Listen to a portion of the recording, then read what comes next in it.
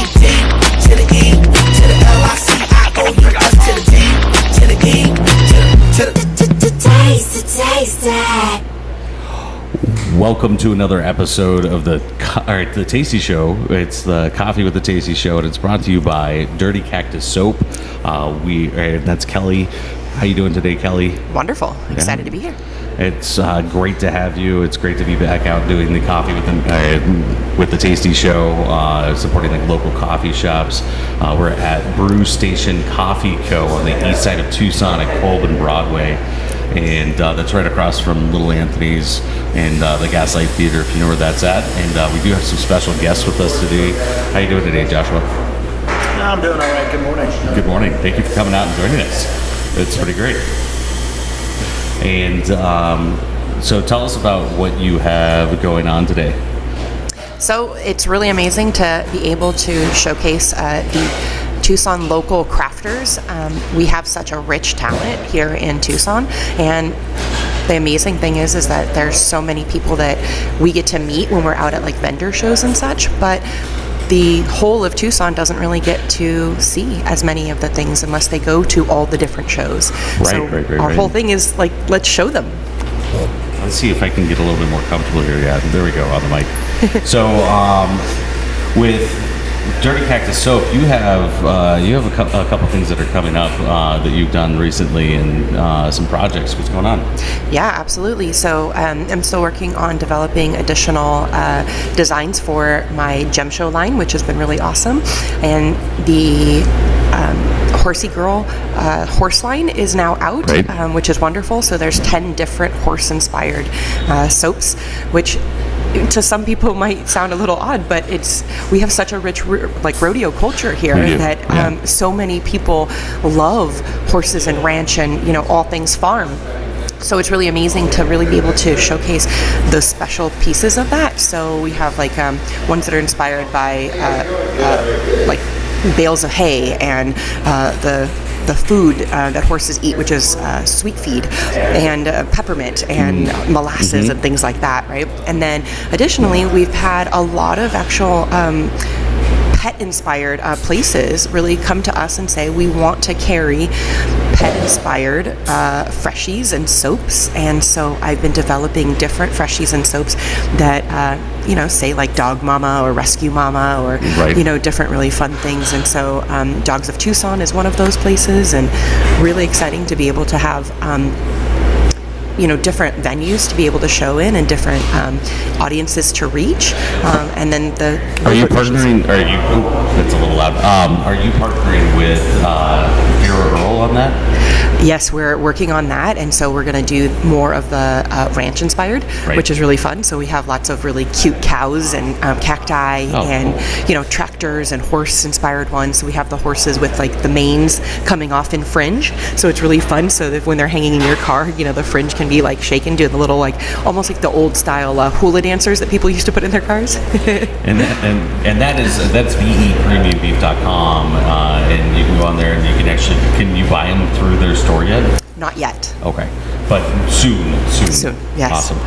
And then cool. So what brings you to the coffee today? And here we go. Here's the Americano that I've been looking forward to. Thank you very much. And let's see what we got. What do you think of the coffee, Joshua?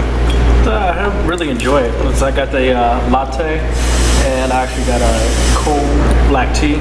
It's actually pretty delicious. Nice. It really is. And so they don't roast their own coffee, but they do get it from a local roaster here, which is really great. And I was hoping that one of the owners would want to jump in with us, and we've got the mic set up for them, but they've got customers, so we don't want to interrupt their flow.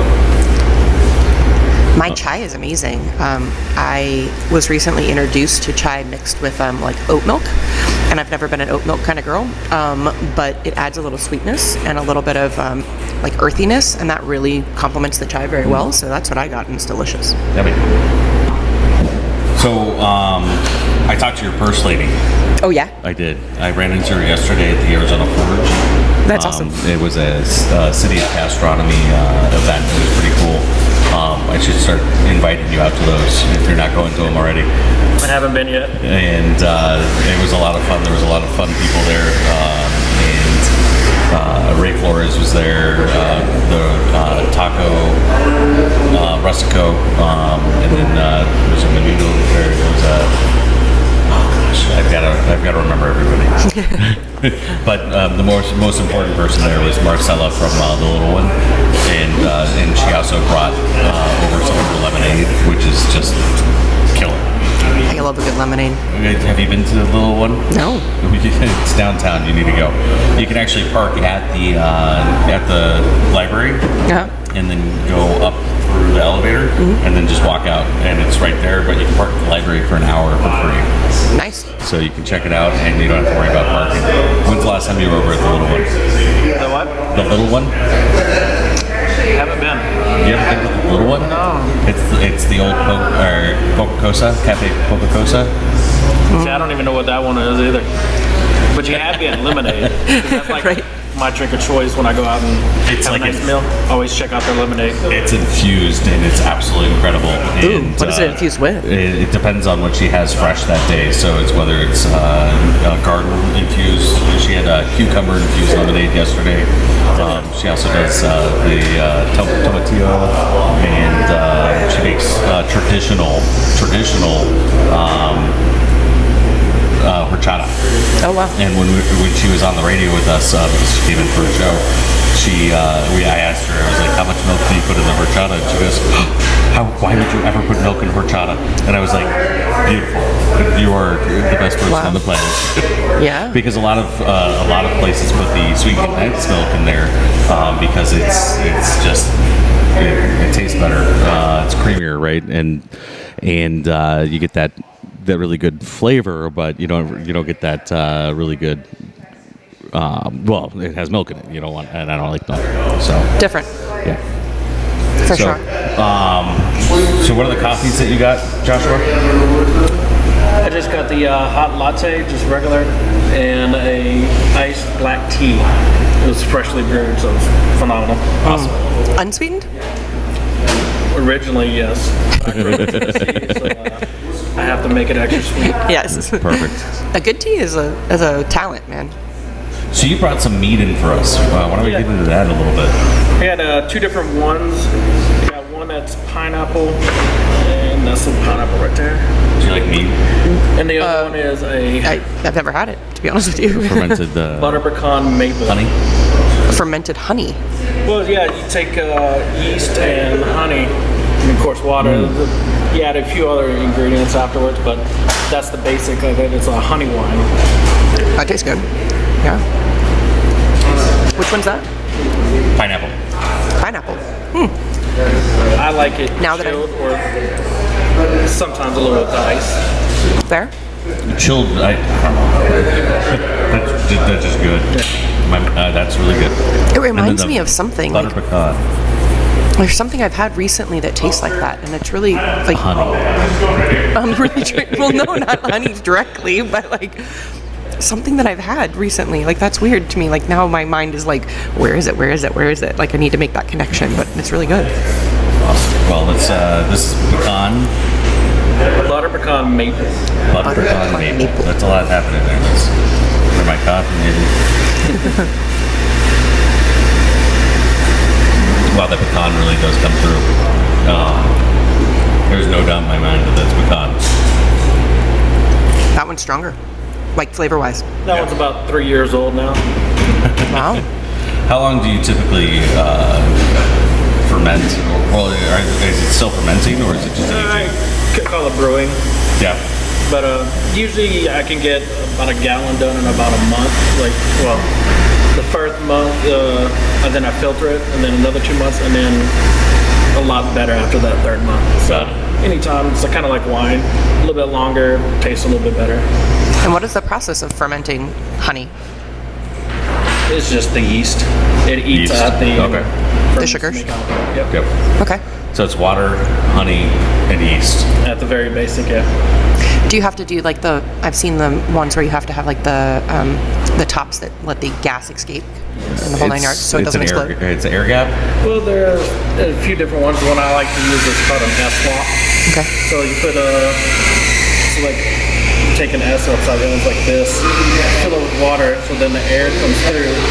So then if like flies or anything, it also They can't get back into it, yeah. Yeah, so it stops the oxygen from getting in, so the fermentation goes more naturally, and you don't have to build up with gases, so Cool. nothing explodes. I have had a gallon explode on me. I was And gonna I say, was so mad. the only 'cause time I've tried the S-Lock, it went off, and that's why I use I don't know what it's technically called, but it has a little container, and you fill it up halfway with water, and you put the container in. the other locks, yeah, I know what you're talking about. I just, this one's like simple to use. Fair. But what happened was I used different flavors, and that time it was cotton candy. Ooh. I just so happened to be moving it from where I had it stored, and I put it in the bathtub just to let it sit so I could move stuff around. Right.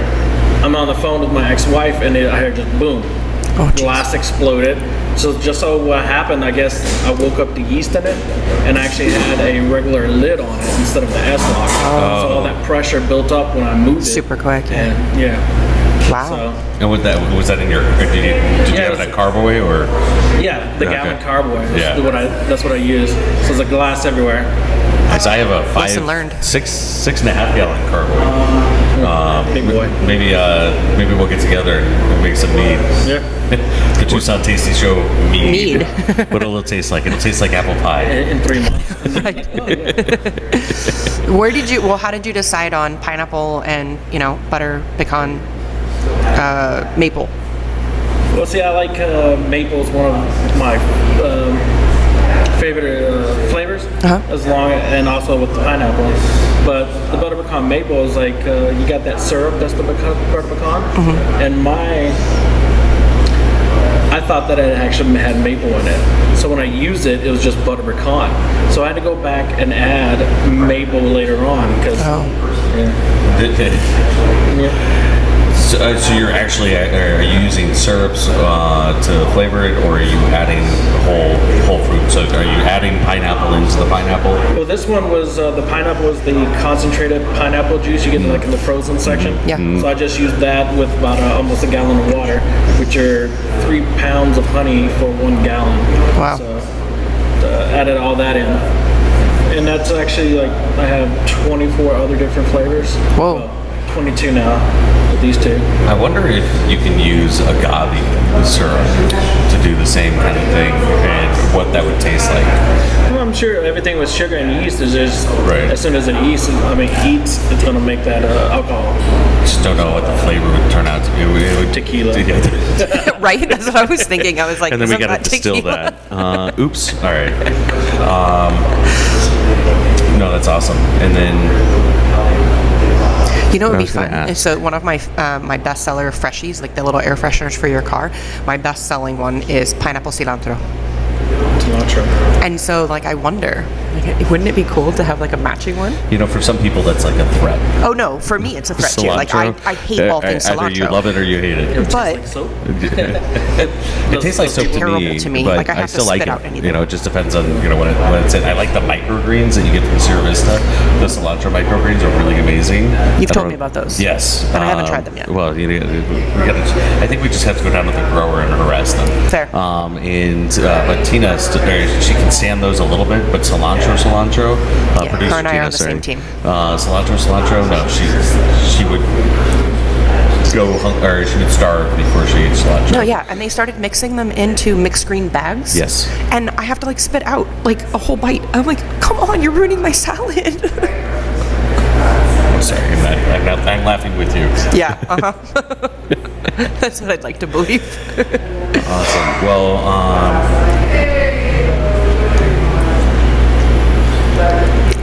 all right, we're back.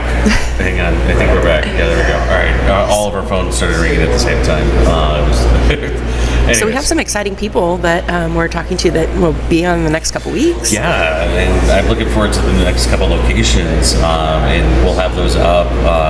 We'll make events so everybody knows where we're at, and everybody's always invited. And we can turn this into kind of a little networking Friday morning coffee fellowship thing more than anything else. Everybody's always welcome to come and jump on the mic because we're just blasting out to social media, and we're supporting. The biggest thing is we're supporting the local businesses, and when we're doing that, we're also making sure that we're highlighting everybody so that they know where everybody's at, right? And for instance, the reason that I picked Brew Station Coffee Co is they've been open for about 3-4 months. So really getting everybody to know about where it's at. But we have so many amazing coffee roasters and coffee brewers in town. We could do this all year round and still not hit a quarter of how many we have. And so many listeners, I'm sure, probably pass by this and they don't know they're here. And so it would be a quick, just turn into the parking lot and grab their morning coffee and then head on. Yeah, it's right across from I messed up the name. It's right across from Little Anthony's and down the way a little bit. This has always kind of been a cool little shopping center. It's got Diamondback shooting sports, right? Shooting sports in there, and Gaslight Theater, and Arizona Brew House. Now, Arizona Brew House is kind of interesting because they take all the local breweries, and you can go in there and buy single beers, single bottle, or ciders, or wines, and but they also have a bunch of wineries on tap and a bunch of beers on tap, so you can go in there and really get a good selection of the breweries. And it's not like tap and bottle necessarily, but it's very similar. I really like over there too because they have a wide selection of games. So if you want to just go over there with a couple of friends and play games, like it's totally the scene, and like you they can have games in there. Yeah, they have games. Well, I know what I'm doing for the next couple hours. Yeah, dude, it's really fun. I've definitely met up with some friends, where sometimes everybody needs a nice neutral place to meet. Nobody wants to drive too far. It's really good. It's a central place in town that everybody can meet and not have to drive too far.